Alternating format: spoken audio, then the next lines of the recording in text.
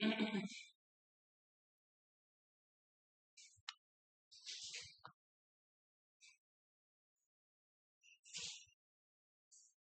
Everyone, स्वागत है आप सभी का एमएस कोचिंग सेंटर में।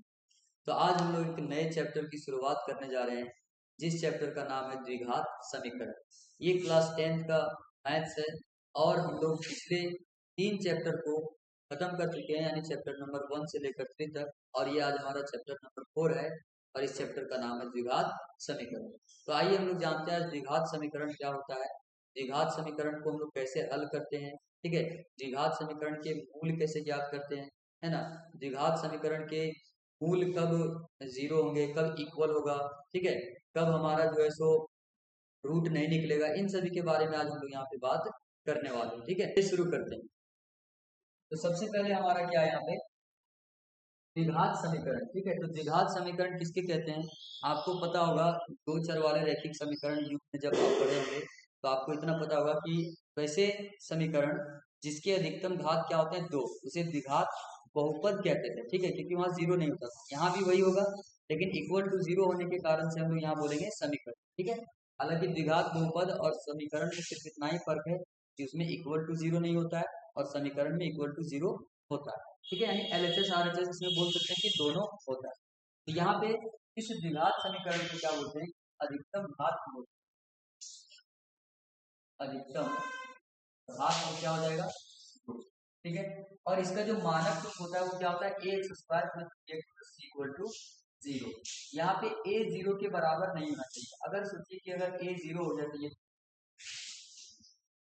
अगर ए जीरो हो गया तो इसका मतलब ये तो हट जाएगा, तो फिर क्या बचेगा, बी एक्स प्लस सी, और इसको क्या बोलेंगे, रैखिक समीकरण बोलते हैं। ठीक है, क्योंकि इसमें क्या होगा, एक चर खत्म हो जाएगा। तो चर अगर ये खत्म हो गया, यानी एक्स का पावर 2 खत्म हो गया, तो इसको हम लोग बोलेंगे रैखिक समीकरण। ठीक है, यहाँ पे बोलता है कि एक्स जो है, पर ए जो है सो जीरो नहीं होना चाहिए। ठीक है, तो ये हो गया द्विघात समीकरण। यहाँ पे ए बी और सी जो आपको दिख रहा है, ए बी और सी जो है, हम लोग यहाँ लेंगे वास्तविक संख्या। क्या लेंगे, वास्तविक संख्याएं। ये कोई भी वास्तविक संख्याएं हो सकती है। साथ ही साथ एक्स आपको पता है कि चर है। ठीक है, और चर का जो घात है वो आपको पता है द्विघात समीकरण घात कितना है, दो होता है। ठीक है, तो ये हमारा द्विघात समीकरण का क्या था, थोड़ा सा परिचय। जैसे आपको दिखेगा ऐसे, 3x² plus 4x+5 equal to zero, तो इसको क्या बोलेंगे, द्विघात समीकरण। तो इसका अधिकतम घात क्या है, दो है, तो ये क्या हो जाएगा, द्विघात समीकरण। ठीक है, यहाँ पे a इक्वल टू क्या हो जाएगा, a इक्वल टू 3 हो जाएगा। यहाँ पे देखिए एक्स स्क्वायर का जो भी गुणांक है उसको a बोलते हैं, तो यहाँ पे एक्स स्क्वायर का जो गुणांक है वो 3 है, तो यहाँ से a बराबर क्या हो जाएगा, 3। b इसी तरह से क्या हो जाएगा, 4, और c बराबर क्या हो जाएगा, 5। ठीक है, तो ये इसका गुणांक जो होता है एक्स स्क्वायर का, एक्स का अचर पद, ये सभी ए बी सी ही कहलाते हैं। ठीक है, अब यहाँ से हम लोग बात करेंगे कि एक वास्तविक संख्या अगर अल्फा, इसमें जो है अगर कोई एक वास्तविक संख्या अल्फा ले लीजिए, इसमें से इस समीकरण का क्या है, मूल कहलाती है। क्या कहलाती है, मूल। तो मूल कब कहलाएगी, जैसे यहाँ हमारा इक्वेशन है x² plus B x plus C equal to zero दिया हुआ है, और अगर इसमें हम लोग अल्फा रख दिए, क्या रख दिए, एक्स की जगह एक्स इक्वल टू अल्फा रख दिए, तो इसका ये मूल होगा कब, जब अल्फा रखने पे ये समीकरण क्या हो जाएगा, जीरो हो जाएगा। जैसे यहाँ पे A alpha square plus B alpha plus C equal to, ये जीरो अगर आ गया तो हम लोग बोलेंगे अल्फा इसका क्या है, एक शून्यांक है। ठीक है, शून्यांक को हम लोग बहुपद के लिए यूज करते हैं, यहाँ पे हम लोग क्या यूज करेंगे, इसका मूल। ठीक है, इसको क्या बोलेंगे, मूल। ठीक है, शून्यांक जो देखिए यहाँ पे शून्यक लिखा है ना, ध्यान दीजिए कि द्विघात बहुपद X square plus B x plus C के लिए शून्यक, और द्विघात समीकरण के लिए एक्स स्क्वायर प्लस सी बराबर जीरो के कुल एक ही है। दोनों क्या होते हैं, शून्यक और मूल, दोनों क्या है, एक ही बात होता है। ठीक है, सिर्फ हम लोग वहाँ बहुपद होता है तो वहाँ शून्यक बोलते हैं, यहाँ समीकरण है तो इसको हम लोग मूल बोलते हैं। ठीक है, अब इसमें x बराबर जब अल्फा रखा गया, तो ये अगर जीरो हो गया, जैसे a alpha square plus B alpha plus C equal to zero, तो बोलेंगे इसका क्या है, मूल है। जैसे एक एग्जाम्पल लें, तो एग्जाम्पल में लिखा हुआ है x² plus 5x plus 6 equal to zero, ये हमें दिया हुआ है। ठीक है, अगर यहाँ पे x बराबर -3 रखें, और ये -3 रखने पे अगर इस इक्वेशन को जीरो कर देगा, तो बोलेंगे -3 इस समीकरण के लिए क्या है, एक मूल हो जाएगा। यहाँ पे रखिए -3 का स्क्वायर प्लस 5 गुना -3 प्लस 6 बराबर क्या होगा 0। -3 का वर्ग क्या होता है 9 माइनस 15 प्लस 6, इसको जोड़ेंगे तो 9 को क्या होगा 15, 15 माइनस 15 बराबर क्या है 0। तो देखिए जब इसमें -3 इसमें रख दिए इस समीकरण में तो ये 0 के बराबर आ गया, और 0 के बराबर आया तो हम बोलेंगे कि x बराबर -3 x square plus 5x plus 6 का क्या एक मूल होता है, ठीक है, यानी मूल है। तो ये मूल का मतलब हो गया कि इसको 0 कर देगा तो वो हमारा मूल हो जाएगा। अब मूल कैसे निकालते हैं उसके लिए हम लोग अलग अलग विधि पढ़ेंगे, ठीक है, यहाँ 3 विधि हम लोग जानेंगे। तो आगे बढ़ते हैं हम लोग। द्विघाती सूत्र क्या होता है, देखिए ये जो आपका लिखा हुआ है, ठीक है, ये -b plus minus under root b square minus 4ac upon 2, यही क्या है हमारा द्विघाती सूत्र होता है, ठीक है। तो यहाँ पे आपको दिख रहा होगा ये जो होता है x बराबर, अच्छा ये द्विघाती सूत्र आया कहाँ से, ये भी आपको पता होना चाहिए, ठीक है। जैसे हमारा जो इक्वेशन होता है समीकरण, द्विघात समीकरण ax square plus B x plus C equal to 0, इसको जब हम लोग कंप्लीट सॉल्व करते हैं, ठीक है, इसको जब हम लोग इधर सॉल्व करेंगे इसको तो ये फॉर्मूला बन के आता है। तो इसका दो मूल आता है, आपको याद रखना है कि जितना घात होगा उतना मूल आएगा। और तब में भी हम लोग बात करें अधिकतम घात होगा तो उतना ही आएगा, ठीक है। तो इसमें अधिकतम घात दो है जिसका दो मूल आया, लेकिन यहाँ पे इसलिए प्लस माइनस लिखा है। एक मूल आएगा -b plus under root b square minus 4ac/2a, और दूसरा जो आएगा वो क्या आएगा -b minus under root b square minus 4ac/2a। तो यहाँ पे एक बार प्लस साइन के साथ आता है, एक बार माइनस साइन के साथ आता है। जब भी इसको सॉल्व करेंगे हमेशा ऐसा ही आएगा, ठीक है। कोई भी आपको समीकरण दिया है तो इस द्विघाती सूत्र से हम लोग सॉल्व कर सकते हैं आसानी से। अगर मान लीजिए मिडिल स्प्लिट टर्म नहीं हो रहा है या गुणनखंड नहीं हो रहा है, ठीक है, या फिर हम लोग वर्ग इसको वर्ग के फॉर्म में नहीं बना पा रहे हैं, तो हम लोग क्या करेंगे, इसको द्विघाती सूत्र लगा के वहां से उसका मूल ज्ञात कर सकते हैं, ठीक है।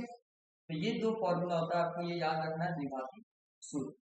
सी में भी अच्छा ए बी सी क्या होता है, ये आपको दिख रहा है ए बी सी, बस इसका जो कोफिशिएंट होता है अचर पद, इसी को हम लोग यूज करके इसका फॉर्मूला लगा के हम लोग मूल को ज्ञात करते हैं, ठीक है। ये द्विघाती सूत्र हो गया। अब मूल की प्रकृति क्या होगा, यहाँ देखिए डी लिखा हुआ है, तो डी क्या होगा, जो आपका लिखा हुआ बी स्क्वायर माइनस 4ac, ठीक है, यही हमारा डी। और डी को हम लोग क्या बोलते हैं, विविक्त कर, क्या बोलते हैं, विविक्त कर, ठीक है, विविक्त कर। इंग्लिश में बोलते हैं इसको डिस्क्रिमिनेंट, क्या बोलते हैं, डिस्क्रिमिनेंट। तो यानी से डिस्क्रिमिनेंट इक्वल टू क्या लिया होगा, बी स्क्वायर माइनस 4ac। अब इसी पे सारा खेल है कि इसका मूल क्या होगा। मूल की प्रकृति, प्रकृति का मतलब होता है कि ये जो मूल आएगा वो बराबर आएगा, बराबर नहीं आएगा, वास्तविक आएगा, नहीं आएगा, तो ये, ठीक है। तो यहाँ पे लिखा हुआ है यदि डी जो है सो 0 से बड़ा होगा, 0 से बड़ा का मतलब हो सकता है 1 आ जाए, 2 आ जाए, 3 आ जाए, कुछ भी आएगा, ठीक है। इसको जब सॉल्व करेंगे और 0 से बड़ा हो गया तो यहाँ पे दो अलग अलग वास्तविक मूल होंगे। जैसे हम लोग यहाँ पे लिखे हैं एक्स स्क्वायर प्लस 5x 6 बराबर 0। अब इसका मूल निकालना है, ठीक है, मूल बताना है कि कैसा है, कि अलग अलग मूल आएंगे, वास्तविक आएगा या वास्तविक नहीं आएगा, ठीक है। तो सबसे पहले हम लोग डी निकालेंगे, तो डी इक्वल टू क्या होता है, बी स्क्वायर माइनस 4ac, और यहाँ पे ए इक्वल टू क्या होगा, एक्स स्क्वायर के गुणनखंड यानी गुणांक को ए बोलते हैं, तो ए बराबर 1 हो जाएगा, बी बराबर क्या हो जाएगा 5, सी बराबर हो जाएगा 6।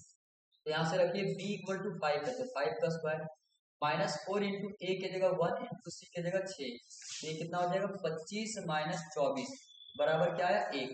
तो ये एक जो है सो 0 से बड़ा है, तो जब ये एक हमारा 0 से बड़ा आ जाएगा तो हम लोग बोलेंगे कि इसमें दो अलग अलग वास्तविक मूल हमें मिलेगा, ठीक है, वास्तविक भी मिलेगा और अलग अलग मूल मिलेगा, ठीक है। अब जैसे d बराबर 0 जब हो जाएगा, क्या हो जाएगा, d बराबर 0, तो हम लोग बोलेंगे इसमें एक ही मूल मिलेगा लेकिन दोनों सेम रहेगा, ठीक है, दो समान वास्तविक। जैसे मान लीजिए 2 और 2, ये एक ही मूल है, दो दो एक ही ना है, लेकिन ये क्या होगा, दो बार आएगा, ठीक है, समान मूल का मतलब गया एक ही दो बार आएगा, एक ही नंबर। और डी अगर छोटा आ गया 0 से तो हम लोग बोलेंगे कोई वास्तविक मूल नहीं होगा। वास्तविक मूल नहीं होने का कारण है कि अगर डी जो है सो 0 से छोटा, 0 से छोटा का मतलब हो गया माइनस 1 आ सकता है, -3 आ सकता है, -5 आ सकता है, ये सब कुछ भी आ सकता है। तो अगर ये सब आ जाएगा तो सोच के देखिए के अंदर ये स्क्वायर -4 ऐसे लिखा हुआ है, इसका मतलब ये है कि इसका मतलब ये कि रूट डी होगा। और रूट डी डी बराबर अगर -3 आ गया तो आपको पता है कि रूट के अंदर नेगेटिव नंबर नहीं लेना। अगर ये लेंगे तो ये क्या होता है, वास्तविक नंबर नहीं होता है, ठीक है। इसीलिए बोलते हैं कोई वास्तविक खुद नहीं होगा। तो ये बात आपको पता चला, ठीक है। अब हम लोग देखते हैं द्विघात समीकरण के लिए क्या होता है। अगर आपको दिया हुआ है x square plus x plus C equal to 0, तो इसका जो मूलों का योग होता है हम लोग पिछले क्लास में भी पढ़ चुके थे, यानी दो चर वाले रैखिक समीकरण में, ठीक है। और द्विघात बहुपद में भी हम लोग पढ़े थे, ठीक है। द्विघात बहुपद में पढ़े थे कि मूलों का योग जो होता है उसको अल्फा प्लस बीटा, इसके दो मूल होते हैं, एक को मान लेते हैं अल्फा और एक को बीटा। अगर इसका सम करेंगे, योग करेंगे, तो ये किसके बराबर आएगा, -b/a, मतलब यहाँ पे -b क्या है, x का गुणांक, x का गुणांक बटे में क्या आएगा, एक्स स्क्वायर का गुणांक, ये चीज आ जाएगा, ठीक है। तो यहाँ से हमारा जब योगफल निकालेंगे, यानी इसका जो मूल जो भी आएगा, मान लीजिए 2 आया 3 आया, तब उसको जब जोड़ेंगे और फिर यहाँ से -b/a निकालेंगे, यानी -x का गुणांक और x स्क्वायर का गुणांक, ये दोनों बराबर आता है। ठीक उसी प्रकार से जब इस मूल को गुणा कर देंगे, दोनों को गुणा कर देंगे, ये c/a के बराबर में आ जाएगा। c क्या है, यहाँ पे अचर पद है, तो इसका मतलब ये है कि अचर पद, अचर बटे क्या आ जाएगा, यही वाला यहाँ आ जाएगा, एक्स स्क्वायर का गुणांक आ जाएगा, ठीक है। यहाँ वही बोल रहा है कि अल्फा बीटा किसी द्विघात समीकरण के रूप में है, तो वह समीकरण क्या होगा, एक्स स्क्वायर माइनस, ठीक है। आपको यहाँ पे अल्फा और बीटा दिया है तो इसको बोलेगा कि द्विघात समीकरण ज्ञात कीजिए, खुद दे देगा कि अल्फा और बीटा दिया हुआ है, या फिर बोल देगा कि आपको मूलों का योगफल और मूलों का गुणनफल दिया है, तो आपको क्या निकालना है, द्विघात समीकरण निकालना। इसमें ये फॉर्मूला लगाना पड़ेगा कि एक्स स्क्वायर माइनस मूलों का योगफल गुना एक्स प्लस मूलों का गुणनफल, क्योंकि -b/a इक्वल टू क्या है, इसमें अगर हम लोग देखते हैं, ये एक्स स्क्वायर लिखा हुआ है plus bx plus C equal to 0, ठीक है। अगर यहाँ से एक्स ए कॉमन ले लें, क्या करते हैं, ए कॉमन ले लें, तो यहाँ से क्या होगा, b/a x plus c/a equal to 0। तो यहाँ से अगर देखा जाए, ठीक है, ये इधर a आ जाएगा, 0 हो जाएगा, तो हमारे पास बचेगा एक्स स्क्वायर। अब इस प्लस को हम लोग माइनस और -b/a लिख रहे हैं, ठीक है, into x plus c/a equal to 0, ठीक है, ये इधर आ जाएगा, 0 हो जाएगा, तो ये एक्स स्क्वायर माइनस, अब देखिए -b/a क्या है, मूलों का योगफल यानी अल्फा प्लस बीटा, तो इसके जगह हम लोग क्या लिख सकते हैं, alpha plus beta into x plus c/a equal to क्या है, alpha into beta, alpha into beta equal to 0। तो यानी हमें अगर सम ऑफ रूट यानी मूलों का योगफल और मूलों का गुणनफल देगा, तो हम लोग इस फॉर्मूला के द्वारा हम लोग द्विघात समीकरण क्या कर सकते हैं, ज्ञात कर सकते हैं, ठीक है। चलिए, तो अब हम लोग आगे देखते हैं, आगे क्या है, मूल ज्ञात करने की विधियां। तो हमारे पास यहाँ मूल ज्ञात करने के लिए हम लोग यहाँ पे 3 विधि पढ़ेंगे, ठीक है। पहला विधि क्या है, गुणनखंड विधि, तो मध्य पद विभाजन विधि भी बोलते हैं, यानी मिडिल स्प्लिट, बीच वाला को ऐसा तोड़ते हैं, गुणनखंड करते हैं कि हम लोग यहाँ पे दो लीनियर इक्वेशन में बदलने का कोशिश करते हैं, ठीक है, लीनियर फॉर्म। अब यहाँ पे क्या है, पूर्ण वर्ग विधि, एक हो गया पूर्ण वर्ग विधि और एक हो गया सूत्र विधि। तो सूत्र विधि आप लोग को सूत्र दिखाए, द्विघात सूत्र -b plus minus under root of b square minus 4ac/2a, ये हमारा सूत्र था, तो वहां से हम लोग सॉल्व करते हैं, ठीक है। तो एक हम लोग मान लेते हैं कि एग्जाम्पल लेते हैं, उस एग्जाम्पल को हम कभी तीनों मेथड से देखते हैं सॉल्व करके, क्या आंसर अलग आता है या सेम आता है, ठीक है। तो पहला क्या है, एक्स स्क्वायर, जैसे क्वेश्चन यहाँ पे लिखा हुआ है, x square plus 7x plus 12 equal to 0, ये हमारे पास एक क्वेश्चन दिया हुआ है, ठीक है। अब इस क्वेश्चन को अगर हम लोग देखें, तो सबसे पहले देखिए गुणनखंड विधि से कैसे सॉल्व करते हैं।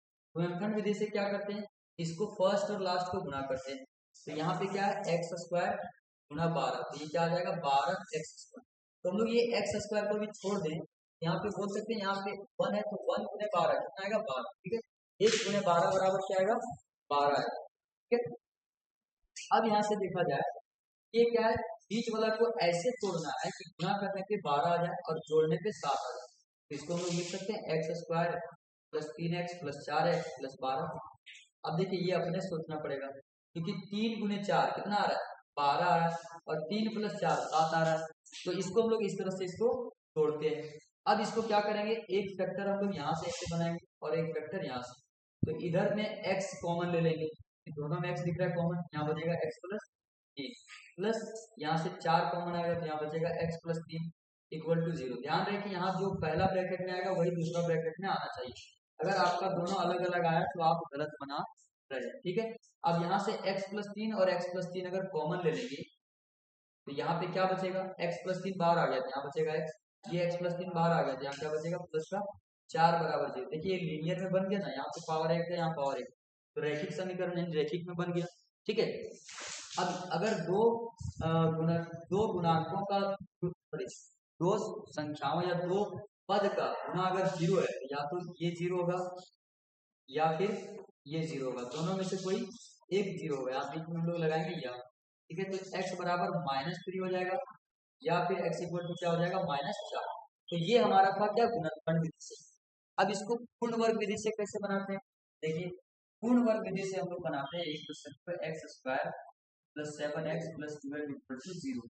ठीक है, यहाँ से देखिए ये आपको यहाँ पे देखना है कि तुलन में क्या है, प्लस 7 है तो यहाँ पे x आएगा तो x यहाँ लिख दीजिए। ठीक है, x में ये ध्यान रहना है कि x का जो कोफिशिएंट होगा गुणांक होगा वो एक के अलावा कोई और नहीं होना चाहिए। यहाँ पे लिखेंगे x और यहाँ बीच में प्लस है तो प्लस देंगे, और ये दिख रहा है आपको 7 तो यहाँ इसका आधा कर देंगे 7/2 और इसका वर्ग कर देंगे। ठीक है, प्लस में यहाँ 12 था और जो हम लोग यहाँ जोड़े 7/2 तो यही माइनस करेंगे वर्ग करके, 7/2 का वर्ग बराबर क्या होगा 0। तो इसको हम लोग बोलते हैं पूर्ण वर्ग विधि, ऐसे हम लोग बनाते हैं। ठीक है, ये हो जाएगा x प्लस 7/2 का वर्ग। ठीक है, अब इसको अगर सॉल्व करेंगे तो ये इधर जाके क्या होगा 7/2 का वर्ग हो जाएगा प्लस का, ये 12 प्लस हो जाएगा तो -12 हो जाएगा। ये x प्लस 7/2 का वर्ग बराबर इसका हो जाएगा 49/4 -12। तो ये ऐसे ही रहेगा x बटे 7 प्लस सॉरी x प्लस 7/2 का वर्ग, और यहाँ से एलसीएम क्या आएगा 4। ठीक है, यहाँ से एलसीएम 4 आ गया तो यहाँ 49 -48 क्योंकि 12 से 48 होगा। अब इसको आगे सॉल्व करेंगे तो क्या आएगा x प्लस 7/2 का होल स्क्वायर बराबर 1/4। अब ये वर्ग इधर जाएगा तो क्या हो जाएगा x प्लस 7/2 का वर्ग, या तो इसको इधर लेकर आइए -1/2 का वर्ग बराबर 0। इसको लिख सकते हैं 1/4 को 1/2 का वर्ग। अब यहाँ पे इसमें अगर ध्यान से देखें तो a square minus b square जैसा दिख रहा है, तो a माइनस बी तो a प्लस बी होगा, तो x प्लस 7/2 प्लस क्या हो जाएगा 1/2, और दूसरा ब्रैकेट लिखा जाएगा x प्लस 7/2 माइनस 1/2 बराबर 0। अब इसको थोड़ा सा यहाँ सॉल्व करेंगे तो ये x प्लस क्या आ जाएगा 7 प्लस 1 8/2, और यहाँ से क्या आ जाएगा x प्लस 6/2 बराबर 0। तो x प्लस 4 और यहाँ से हो जाएगा x प्लस 3 बराबर 0। ये कटेगा तो ये चीज आपको दिख रहा है, तो ये x प्लस 4 है और यहाँ पे दोनों क्या सेम आपको दिख रहा है, मतलब ऐसे सॉल्व करिए ऐसे सॉल्व करिए, बात एक ही। ठीक है, तो ये 2 विधि हो गया। अब सूत्र विधि से इसको कैसे सॉल्व करेंगे, जैसे इसको यहाँ सॉल्व करते हैं, एक क्वेश्चन लिखा हुआ है यही x square plus 7x4 equal to 0, हमेशा आंसर सेम आएगा, कभी भी अलग नहीं आएगा। तो सूत्र क्या था x equal to minus b plus minus under root b square minus 4ac upon में 2a। अब देखिए यहाँ से अगर ए बी सी निकालेंगे तो a इक्वल टू 1 हो जाएगा, b क्या हो जाएगा x का गुना, तो यहाँ पे लिखेंगे b इक्वल टू 7 और c इक्वल टू क्या हो जाएगा 4। तो यहाँ पे रख दीजिए x बराबर माइनस b की जगह क्या आएगा 7, तो 7 फिर प्लस और माइनस है अंडर रूट बी स्क्वायर का मतलब हो गया 7 का स्क्वायर, 7 का स्क्वायर माइनस 4 इंटू ए की जगह क्या है 1 इंटू सी की जगह कितना है 4। ठीक है, और नीचे क्या आएगा 2 इंटू ए की जगह 1 है, यहाँ 2 इंटू 1 हो जाएगा। अब इसको सॉल्व करेंगे तो -7 plus minus under root 49 minus 4 चौका 16 बटे क्या हो जाएगा 2, यानी -7 प्लस माइनस 49 माइनस 16 तो 9 माइनस 6 3 हो जाएगा। ठीक है, और 4 माइनस 1 कितना हो जाएगा 4 माइनस 1 3। ये कुछ इसमें गड़बड़ 750 सॉरी यहाँ पे क्या है 4ac। ठीक है, यहाँ पे देखिए 12 था। ठीक है, बोले ना कुछ क्वेश्चन गड़बड़ है, तो यहाँ क्या हो जाएगा 12। देखिए यहाँ पे गड़बड़ था थोड़ा सा, और यहाँ भी गड़बड़ था, और इसी के कारण से इधर भी गड़बड़ हो। यहाँ पे क्या था, प्लस का, यहाँ पे था 7x प्लस 12 इक्वल टू 0, यहाँ 12 हो जाएगा, है ना। अब यहाँ से रखिए x equal to -7 minus under root b square. B square का मतलब क्या हो गया, ये b था ना, 7 का स्क्वायर माइनस 4 इंटू 1, सी की जगह कितना 12 बटे में 2 इंटू ए की जगह क्या है 1। ठीक है, तो x बराबर -7 प्लस माइनस अंडर रूट 7 का वर्ग 49 माइनस 12 चौका 48 बटे में क्या आएगा 2a। 2a की जगह 1 है ना, 2 इंटू 1, 2 इंटू 1 बराबर 3 होगा, तो इसको लिखने की जरूरत नहीं है। तो x बराबर क्या आ गया -7 प्लस माइनस अंडर रूट 1 बटे 2। अब इसको हम लोग जब सॉल्व करेंगे, ठीक है, इसको जब सॉल्व करेंगे तो x इक्वल टू क्या होगा -7 प्लस 1 आ जाएगा बटे 2, और ये एक बार -7 माइनस 1 बटे 2, क्योंकि रूट 1 बराबर 1 होता है, तो एक बार प्लस के साथ आएगा, एक बार माइनस के साथ आएगा। तो x बराबर जब इसको सॉल्व करेंगे तो -6 बटे 2, और ये क्या आ जाएगा इधर से -8 बटे, जब काटेंगे ये आ जाएगा माइनस, और ये आ जाएगा -4। एक्स बराबर माइनस आया और -4। ठीक है, तो यही हम लोग देखिए यहाँ पहले भी यही निकाले थे। यहाँ पे अगर आप देखेंगे तो x इक्वल टू -3 और -4। तो जब भी जो भी फॉर्मूला लगाएंगे, या तो द्विघाती सूत्र लगा लीजिए, या तो पूर्ण वर्ग विधि, या फिर गुणनखंड विधि, किसी भी विधि से अगर हम लोग सॉल्व करेंगे तो हमारा आंसर क्या आएगा, सेम ही आने वाला है। ठीक है, तो आज हम लोग इस वीडियो में यहीं तक रखते हैं, मिलेंगे नेक्स्ट वीडियो में, यानी इस एक्सरसाइज को कंप्लीट सॉल्व करेंगे, एक्सरसाइज 4.1 4.2। ठीक है, तब तक आप बने रहे हमारे चैनल के साथ और पढ़ते रहिए। अगर वीडियो अच्छा लगा तो लाइक करें, सब्सक्राइब करें और अपने दोस्तों के साथ शेयर करें। Thank you.